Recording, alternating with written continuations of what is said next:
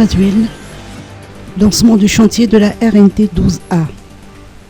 Le président de la République Andraduel a été à Tolagnaro samedi dernier pour donner le coup d'envoi du chantier de réhabilitation de la RNT 12A qui desservira les régions Anous et Atimotsnanan. Cette route sera entièrement goudronnée aux normes et les 10 bacs fluviaux qui s'y trouvent seront remplacés par des ponts.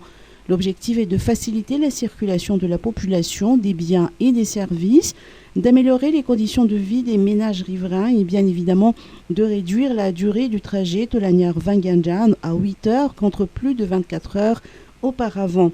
Ce projet routier est financé par la Banque africaine de développement pour 170 millions de dollars. Par la même occasion, le président Andraduel s'est rendu jusqu'à la commune d'Impasse Naampoun pour constater de visu l'état de délabrement de la route. Il a ainsi souligné que le développement est tributaire de la construction des routes et que la partie sud ne fera pas exception.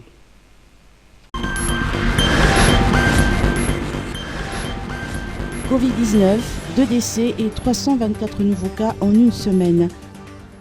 2 décès du Covid-19 ont été enregistrés durant la semaine du 11 au 17 juin, ce qui donne un cumul de 1398 morts depuis mars 2020.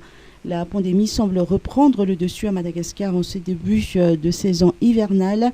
De même, 324 nouveaux cas positifs sur 5388 tests effectués ont été relevés sur la même période, soit un taux de positivité de 6,01%.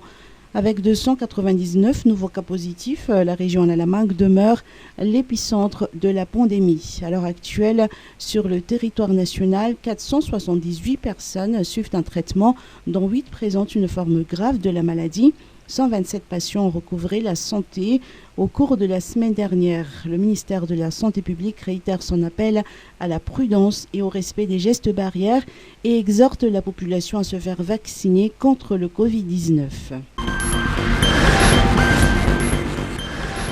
Examen officiel, jour J-1 du CPE. À la veille du premier examen officiel de cette année 2022, bon nombre de candidats accompagnés de leurs parents se sont rendus dans les centres d'examen comme au centre PP Antanmen pour consulter la liste des élèves par salle. Les parents estiment qu'il est important de rassurer les enfants et d'être à l'heure demain matin. Demain, l'appel sera à 7h30 et la première matière commencera à 8h. Une note à l'intention des parents est affichée à l'entrée du centre pour les informer des instructions à observer durant cette journée d'épreuve.